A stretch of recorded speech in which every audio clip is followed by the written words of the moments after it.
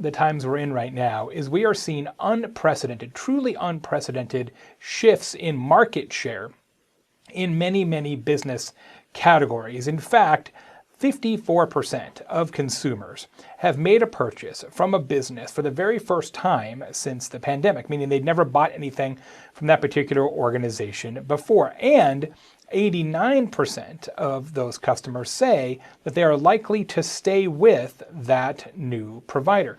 Customers are more likely than ever to change horses, if you will, metaphorically speaking, and that means that you both need to keep the customers you've already earned and try to go out and get some additional customers at the same time. One of the things that I've discovered in my long career in business is that market share tends to shift in times of uncertainty. Market share is often a little bit more stable when things are good, but when times are bad and crazy, and they certainly are that right now, market share tends to shift. And right now, what we have is massive information asymmetry. Like never before. Certainly no time in my 30 years in business do I remember this being the case. This massive difference between what you know about your business and what your customers know about your business. Let me tell you a story about what I mean here. A couple months ago, I went and for the first time got my haircut. Okay, went to the haircut place. Now I am a 50-year-old man, and I felt like, look, I feel like I know how haircuts work. Had a few haircuts in my day, probably, let's see, 50 times 12. It's a lot of haircuts, right? I feel like I had it covered. Was that 600 haircuts? Yeah, I got it. Nope. Information asymmetry. I had to get approximately 16 questions answered successfully to get my haircut. What questions? Great question. Things like, hey, is the haircut place still open? Is the lady who cuts my hair still employed there? Are appointments the same length? Are they different now because they got to sanitize in between? Where do I park? Do the parking meters downtown still work? Haircuts still cost the same? How do you pay for a haircut now? Is it with filthy paper currency, or do they now have contactless payment? Do they still sell shampoo and gel? Because I could probably use some gel. Do they shampoo your hair still, or do I need to come with clean hair right out of the shower? Do I just walk in, or should I text when I get in the neighborhood? Is there a waiting area? If so, do I sit there? Do I wear a mask? Does she wear a mask? These are just some of the questions I had to successfully navigate to get a haircut, much less whatever complexity your business offers. Today, it doesn't matter what kind of business you are. Informationally, at least, you are a startup. You have to act like a startup, which means massively rewiring the relationships between your customers and yourself, because they may not understand anything about your business. So what I put together for you here today, with help from my team here at CNC, is this presentation. 6 steps to rewire customer loyalty and boost your business. I think we talked about 8 steps initially, but these 6 are going to get the job done for sure. And the first step, the first thing you have to do, friends, is reconfigure your products and services. And you know, some of the things that have become popular since the pandemic, telemedicine, online learning, maybe not popular, but necessary, contactless payments, etc. Not having to, get into a hostage negotiation with somebody to get your pizza, all those kind of things. A lot of that was going to happen anyway, right? Apple Pay existed before the pandemic. A lot of these things were going to happen anyway. They were on trend. It's just that there wasn't a forcing mechanism that required us to change our behaviors so much that it became the norm. Now, obviously, we have that forcing mechanism. But in many ways, we have experienced 36 months worth of digital transformation in 36 days. It is remarkable how fast things that have been sort of limping along as a trend are now, boom, instantaneously, that's the norm. And it impacts businesses in almost every category. This is Fitness Together, for example. Franchise organization does fitness and workouts and stuff. One of the businesses and business types most impacted by the pandemic, gyms, obviously. Fitness Together has done a nice job of reconfiguring their products and services for current customers. Number one, they allow Zoom-based training. And number two, they allow you to rent out, as you see on your screen, private studio suites. So you can actually come to Fitness Together, rent the whole thing out, or the sort of mini part of the facility for yourself or just yourself and your family. Great idea. This is an idea that never would have really been something that they leaned into before the pandemic. And now, like, you know what? We have to reconfigure. Probably the largest macro trend is that online digital products and services skyrocketing, anything analog less so. How much is that true? Let me give you a statistic that's going to blow your mind. The projections say that on October 5 of this year, October 5th, we will have enough e-commerce revenues for 2020 to surpass the totality of e-commerce revenues for 2019. On October 5th. That's before anybody even buys Halloween candy, much less Thanksgiving stuff and Christmas stuff and Black Friday and Cyber Monday. October 5th. That's how much digital is skyrocketing. So I have two questions for you. One, how can you reconfigure your products and services to be more digitally oriented? In fact, I just bought a painting recently from my friend Christy, who runs a gallery in Scottsdale. A lovely painting, bought the whole thing online, never saw it. Great website, great photos. She sent me some special photos, bought it, here's my money, wired it electronically, and haven't seen Christy in years. Now I got a painting. How can you be more digital? And two, how can you make your services sampleable? In these uncertain times, as everybody says, in these uncertain times, how do you make it easier than ever for potential new customers to get a taste, get a sample, get an idea of what it's like to work with you? And we have certainly done that here at Convince and Convert. As some of you may know, we've been around for 12 years now. And historically, what we have done is sold pretty comprehensive, in-depth strategic plans to big companies. Social media strategy, content marketing strategy, pan-digital strategy, customer experience strategy, where we would take a deep dive into your operations and then say, all right, here's what you should do across the board over the next 24 months. Well, right now, 24 months is a real long time. Nobody has a 24-month crystal ball. So we have changed the thing that we offer most often. We still do some strategic plans, but most often now we are offering what we call quick wins, where we take a somewhat shallower, but yet still comprehensive look at the operations digitally of a company. And we say, all right, here are the things that you should do. It might be 30 things, 36 things, 28 things that you should do over the next 90 days that doesn't require you to fundamentally change your operations, but will optimize your digital program for success. Less expensive, faster, easier to make a commitment, easier to buy. You can't just sell the same things that you sold as of February or before. It's just not simply going to work. Which brings me to my second step, which is to retrain your team. To retrain your team. If you're going to change what you sell, you then have to teach people how to actually deliver this new thing that you are selling. In my business, we haven't had really any turnover, so that's fantastic. But in a lot of other industries, they're having massive turnover because people were either laid off and then brought back or furloughed, whatever the circumstances are. You've got a lot of team members, perhaps, that don't have a lot of time in the saddle, either with your company or maybe even in the industry. And that requires some major retraining of the business. For example, Closet Factory. Closet Factory is a custom closets manufacturer and installer. You may be familiar with the premise. Historically, they send a closet designer to your home.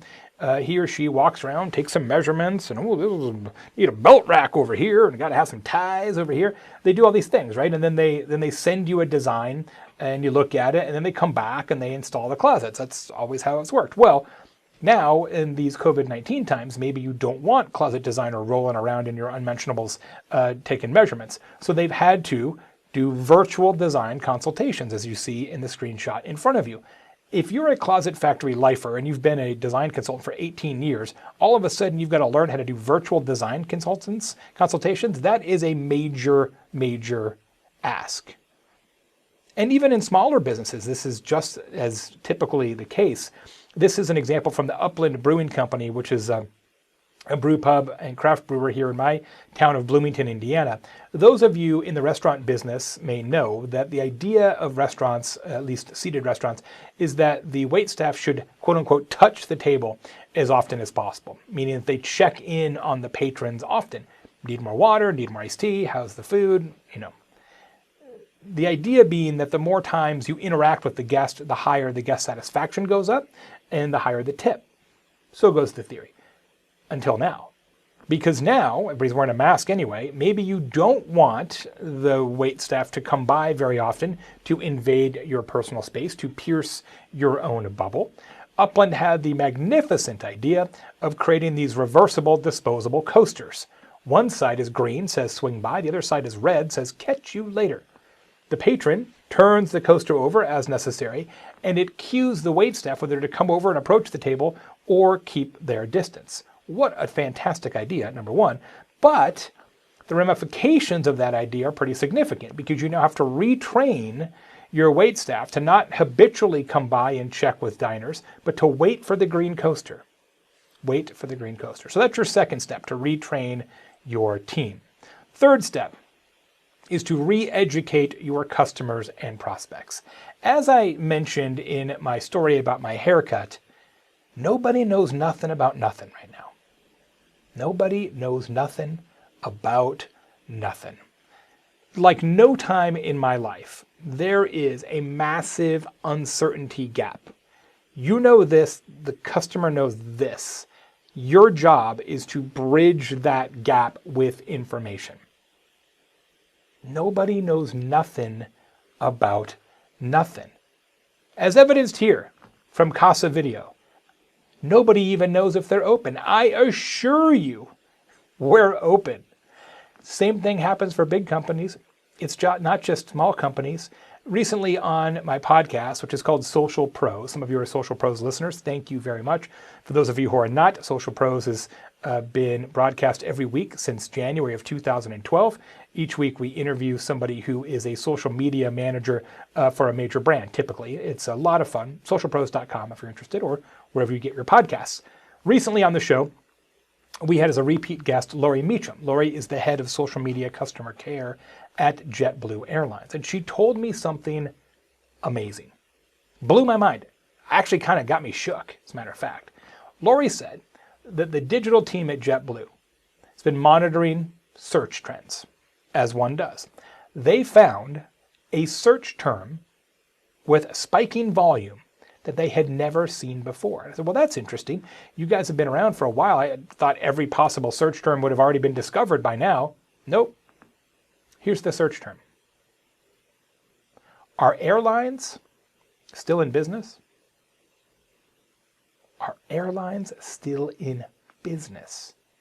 That's a search term you wouldn't have seen in January. I can promise you that. Now, so much volume it actually got picked up as a trend in their analytics. Nobody knows nothing about nothing. In fact, our friends at Yext, who we did a lot of work with, found that an 88% increase in questions that people ask on websites, so internal chat, not Google, but internal search, I should say, on your site, 88% increase in questions asked between February and April. 88% increase. That is remarkable. So what you need, friends, is the ultimate FAQ. It doesn't matter what kind of business you are. You need now the ultimate FAQ because people have tons of questions. Questions they never would have had before, like are airlines still in business? This is a screenshot from the Volvo dealership here in Bloomington. I'm actually thinking about getting a Volvo, but this website didn't really help very much. Volvo Cars of Bloomington. Your safety is our number one priority. Shop for your next Volvo comfortably online. Well, safety is Volvo's kind of core brand premise, so maybe that's what they mean, but safety is your number one priority. Shop for your next Volvo comfortably online. So I thought, oh, well, they must really have a lot of policies and procedures around COVID and safety and, you know, how dirty is that steering wheel that I'm test driving, et cetera, et cetera, et cetera, right? I think that's a reasonable question to ask. I looked at the entirety of this website. Every page of this website. Not a single word about anything to do with cleaning procedures, COVID, or anything along those lines. Not a single mention. Not about masks, not about Cloroxing the steering wheel, not about, hey, we'll drop off your car if you want. Not a word. That's not going to do it. You have to understand that your questions have, or your customers have, a lot of questions. I had 16 questions about a haircut. You know how many questions I have about buying a car right now? A lot more than 16, and 0 of them have been successfully answered. You've got to build an FAQ. This is one that we actually created for the University of Arizona, one of our clients. We've been working with them all summer on a project called COVID Watch. COVID Watch is a mobile app that students, faculty, and staff download. It's an exposure notification app that works anonymously based on Bluetooth. So the way it happens is you turn it on and your phone knows what other phones are around it. And if your phone is nearby a phone within 6 feet for 5 minutes or more or less, it logs that in its memory. It doesn't know whose phone it was, it just knows this number of phone, right? That's ID. And then if one of these phones in this scenario is owned by somebody who tests positive for COVID-19, you put a code into the phone and then it anonymously sends out a notification using the COVID Watch app to everybody else that says, hey, your phone was near another phone and the owner of that phone turned out to have a positive test. You should maybe do something about that. Totally anonymous, but obviously this kind of technology has not really existed in the past, so lots of questions about it. So we built this very, very detailed FAQ, and it's been hugely successful. More than 20% of the campus has downloaded the app already in all kinds of national press. The university is doing a great job, especially because many universities simply are not, as you probably know.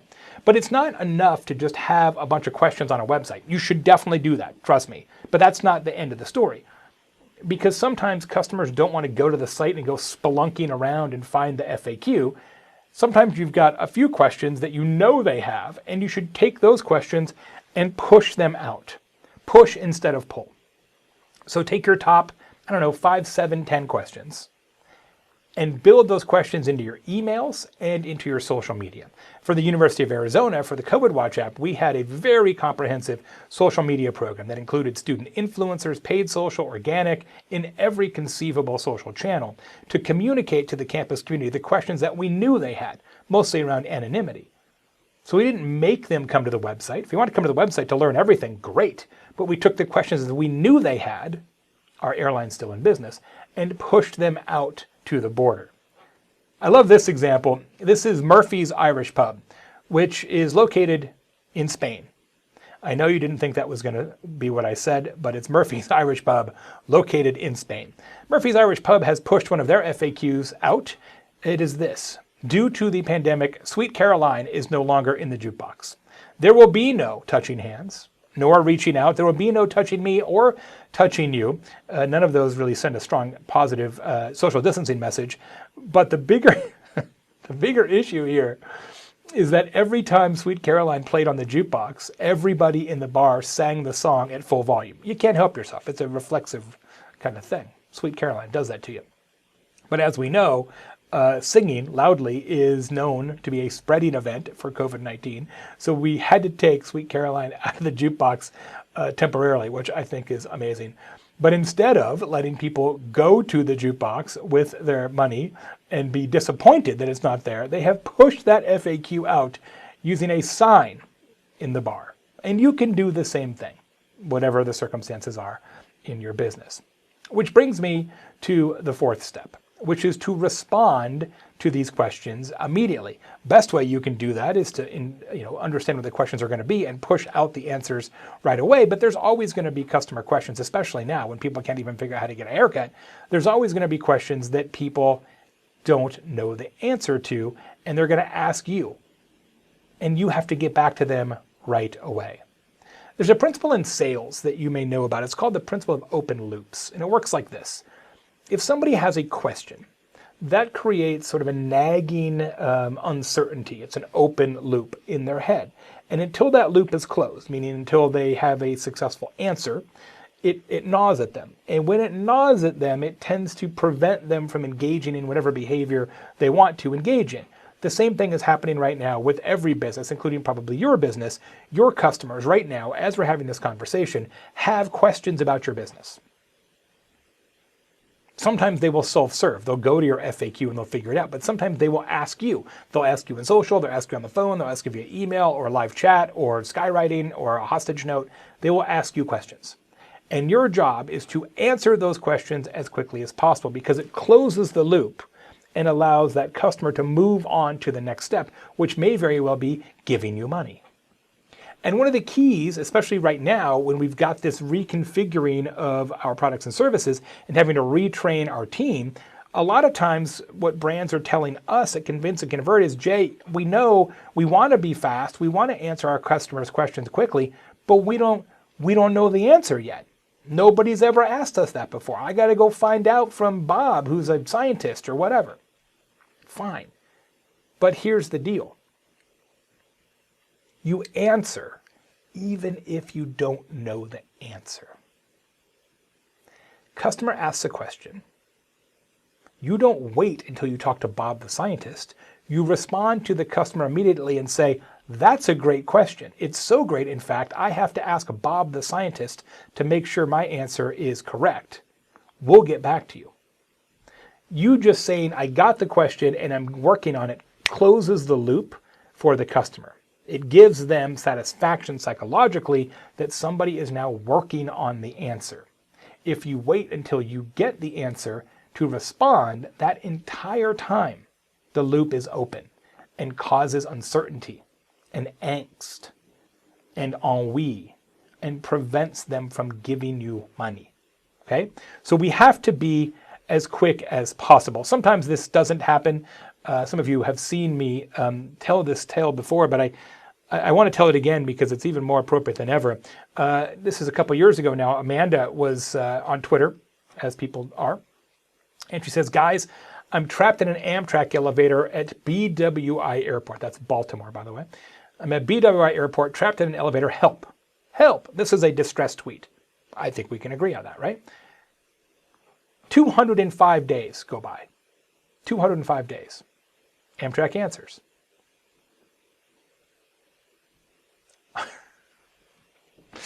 Are you still in the elevator? Let's hope that that is not the case. Obviously, a software error there. Amanda was able to free herself, MacGyver style, and the story had a happy ending. But that's not fast enough. That is not a good look at this point. Fun fact, actually it's not a fun fact, it's the lack of a fun fact. 86% of consumers expect businesses to provide more convenient communication since the pandemic. More, which means that customers actually expect you to be faster and easier to get information than before the pandemic, but very few of us are actually operating as if that is true. They expect more, not less. You can do this. You can be fast. It's just a choice. It's an operational choice. There's an accounting firm in Indianapolis, just up the road here, called Bognadoff and Dodges, Paul and Tim. Paul and Tim, Bognadoff and Dodges, are just like every other accounting firm. There's like 10,000, I'm not kidding, like 10,000 accounting firms in the US that do almost exactly the same thing they do. Same products, same services, same price. You know, they do personal returns, small business returns, little tax advice, same deal. How do you differentiate in that circumstance? You don't sell anything different. You don't sell it any more or less expensively. You're just the same. Except they are not. They understand how important speed is. They understand the principle of open and closed loops. See, at Bognadoff and Dodges, they respond to every client within 5 minutes at all times. If Paul's on the phone, Tim takes it. If they're both on the phone, their associate takes it. If all three of them are on their phone, the receptionist takes it and says they'll get back to you right away. They answer, even if they don't have an answer. I've had a number of accountants in my long business career. I've never told anybody a story that says, hey, guess what? I looked at my tax return. All the numbers added up. Because that's what accountants do. That's what you're paying them to do. But if I had an accountant that responded to my phone call within 5 minutes every time, would I tell you that story? Probably. Bognadoff and Dodges are not my accountants, but maybe they should be. Because they understand the value of speed. The value of speed. 42% of customers say that they're now more interested in communicating with a business via messaging since the pandemic. That includes text messaging and web-based chat.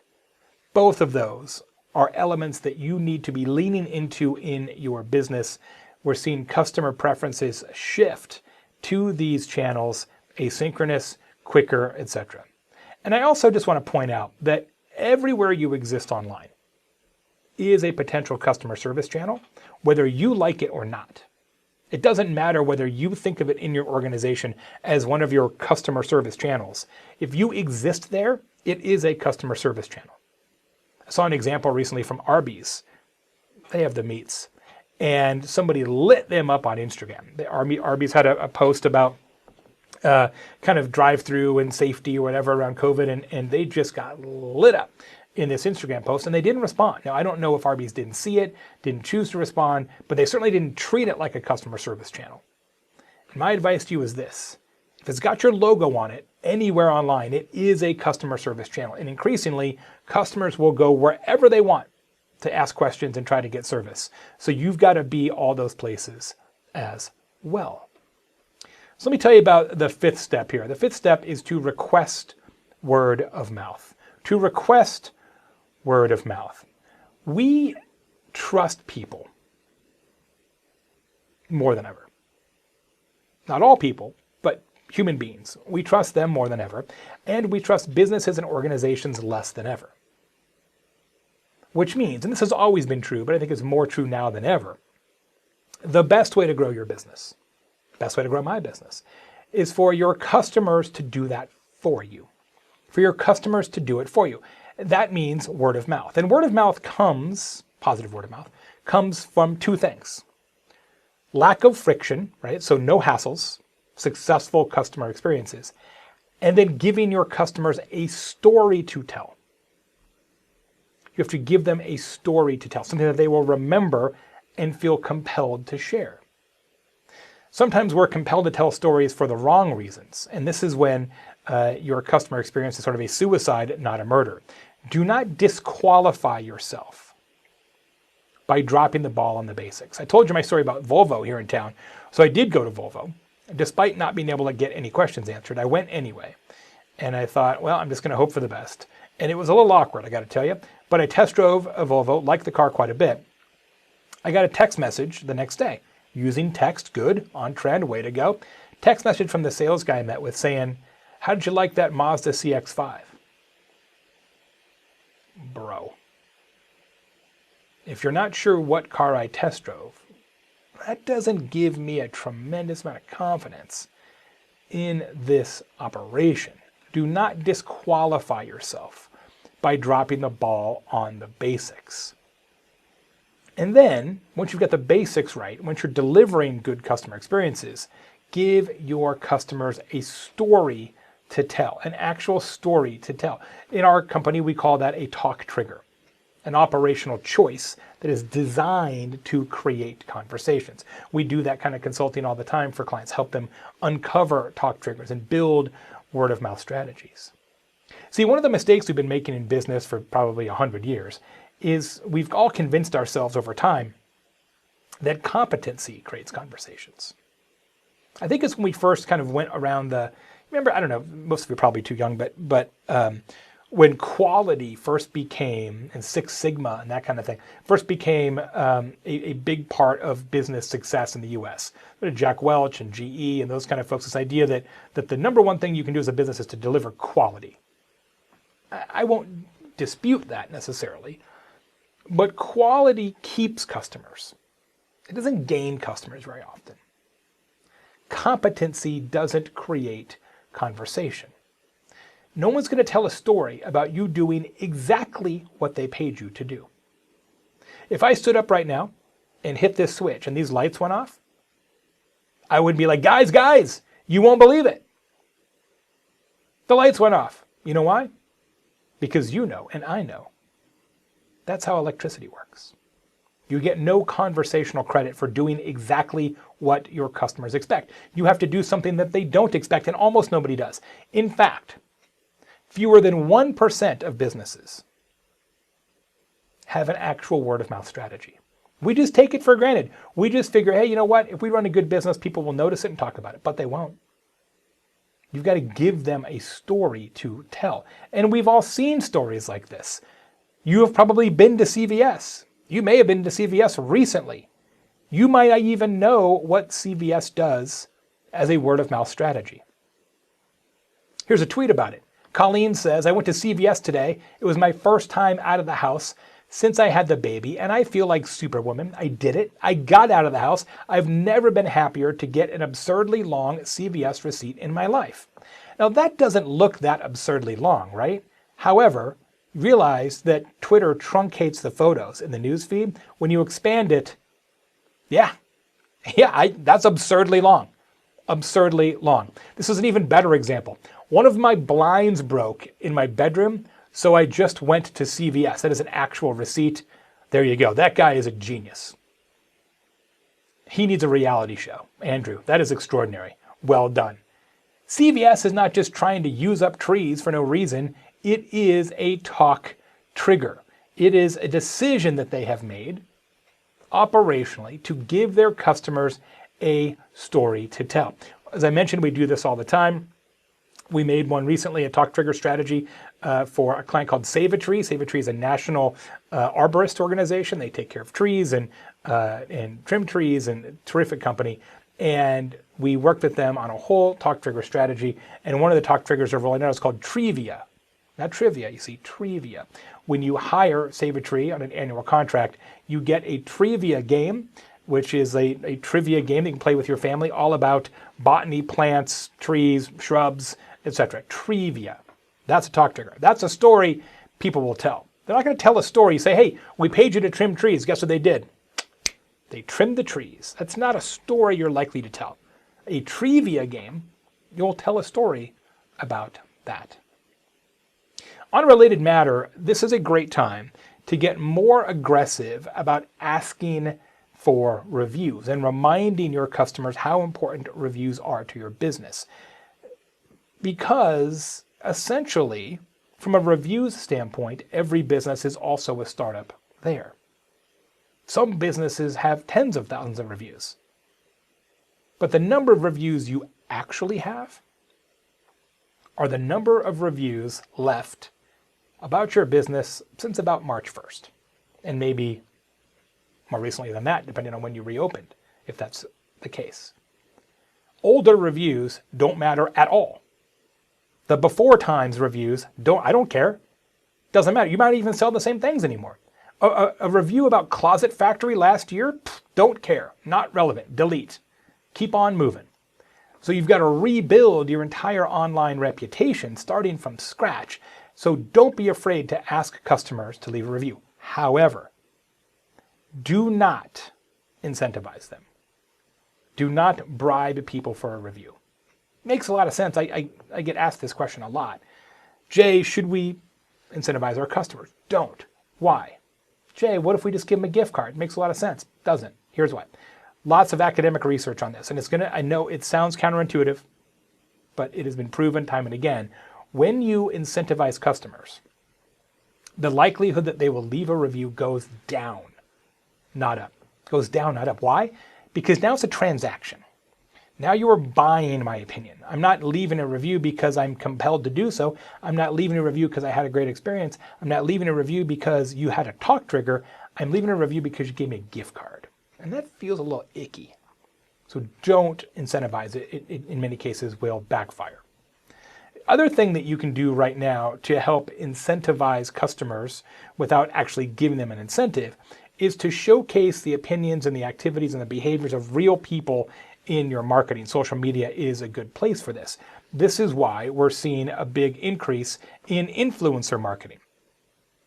Real people telling real stories about real businesses. This is a program that we put together at Convince and Convert recently from our friends at SharpSpring, marketing automation software company, where we recruited a number of influencers in the marketing space to be part of an ongoing series of Q&As online that are live streamed on LinkedIn. If you're interested, go to sharpspring.com/acceleration. Great program. My buddy Tom Martin, Shama Hyder, Drew McClellan, Chris Brogan, Rand Fishkin, Jason Swank, Ann Smarty, Ann Handley, Amy Landino, Carl Sakis, Seth Godin. We've also had Neil Patel on the program as well. A terrific collection of influencers. Influencer marketing, especially in B2B, is massively successful right now. We can help you with that, by the way. We create and manage a lot of those types of programs. Last thing I want to tell you is the sixth step is to reset your expectations.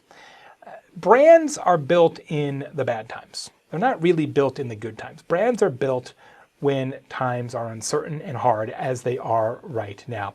And I want to show you an example of one of our clients, Visit California, California Tourism, who is building their brand right now in a bad time. Now, we didn't build this. They're a client. We work with them on the digital side. But here's one of the TV commercials that they're running right now to build their brand.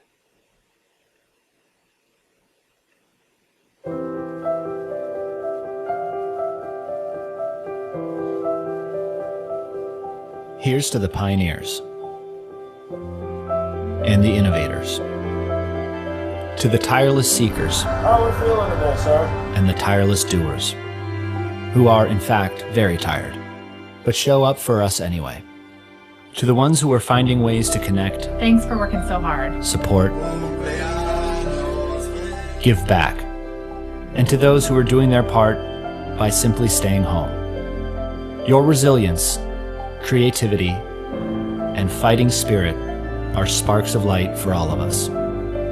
Until we can thank you in person, we celebrate you from afar. All of you who are dreaming up ways to make today better, in big ways and in small. Thank you, and keep dreaming.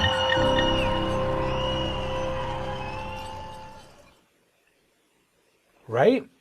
All the feels. I wanted to go to California anyway, but now I really want to go to California. What a terrific job by Visit CA of building brands in bad times. Friends, I'm a small business owner, have been for a long, long time.